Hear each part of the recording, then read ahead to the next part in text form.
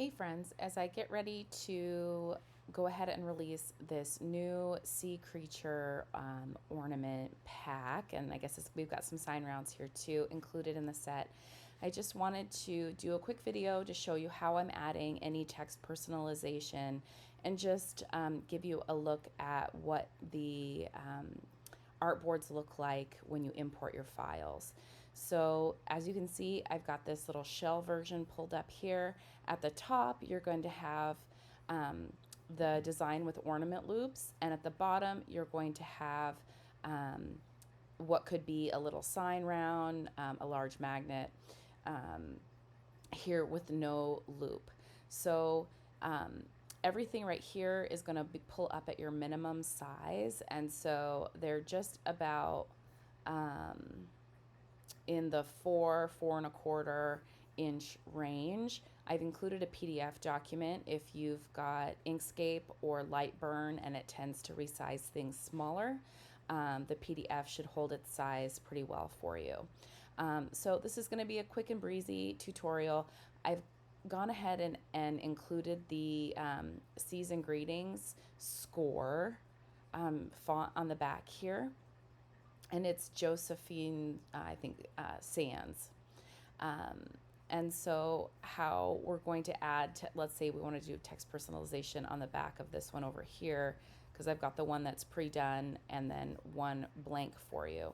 So I'm going to go ahead and pull this top layer over it so that I now know where the little window is in the back here. See how the Seas and Greetings peekaboo's right here. So we want to be able to make sure that the top layer isn't going to cover up our text here. So I'm working in Adobe Illustrator, and I'm going to go ahead and use the T for type. All right, and let's say I'm going to make this for my friend Laura. All right, so I've typed it. This is the default font. I'm going to go ahead and select all. I'm still in the type. You can, T is the keyboard shortcut for the type tool. Let's say I like this Bluebird script. I think that's a nice font. Okay, so right now, Laura is still text. Now your laser interface is probably not going to read text. We need to turn that into a vector shape so that your laser sees the shape and can either cut around, or in this case, we're going to be engraving it. So over here, I've got create outlines in Adobe Illustrator, and that's going to go ahead and turn all these little letters into vector shapes that our laser is then going to read to be able to engrave. One little problem here is that it's going to turn each individual letter into, I'm going to go ahead and ungroup this, each individual letter into its own little shape. Okay, and so this little tail is actually going to cause you problems if you don't select everything here and go ahead, and I'm going to use the Pathfinder window and I'm going to unite it. So now it's all one cohesive shape. I'm holding down Shift to lock my aspect ratio. I'm going to pull down to go ahead and resize this so that it's a nice look here in the middle.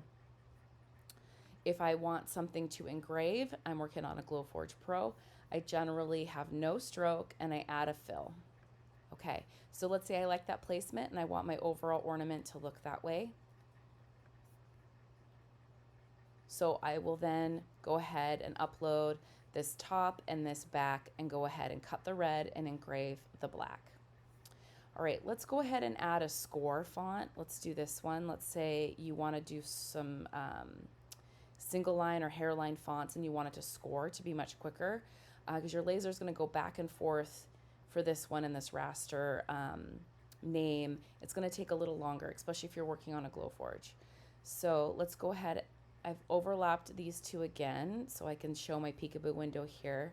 I'm going to go ahead and use my type tool. I'm going to click right here. It defaulted. Let's see. I like this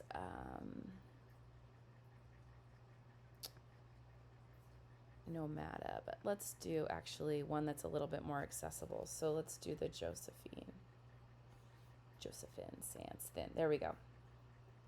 All right, I'm going to bring down the size here to 24. All right, And let's say this one's for Aaron. All right. So now again, this is just text. It's going to default to no stroke and a fill, but we want this time to have a stroke. Let's make it yellow. Oh, that's hard to see. Let's make it pink. And no fill, because this isn't going to go back and forth as a raster to engrave. This is, our laser beam is going to follow each letter and go ahead and score that. So it's like a cut at lesser power.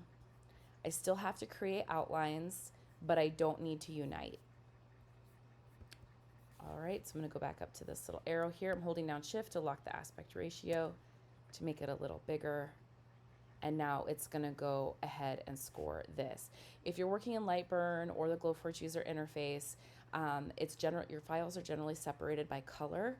So it's going to read Aaron, because it's pink, as a different color than these two red things. That makes it so that you can choose cut for the ornament itself and have a specific speed and power for your material. And then for the name, you're going to be able to assign a lesser speed and power, because you don't want this to cut out. You just want the laser to mark the wood and go ahead and leave the name on it without cutting all the way through. So for hairline fonts, they kind of double back over each other. You can see it really is two paths, so your laser is going to just outline this A, but they're so close together that you're not going to be able to tell that it's two lines. They're going to overlap a little bit. So I generally do a much lower power than my normal, just regular score for scored text here. Okay. All right, I hope that was easy enough to follow, guys, and I hope you enjoy the set. It's a big one. There's lots here, as you can see, and I think that they'll be really fun for this holiday season.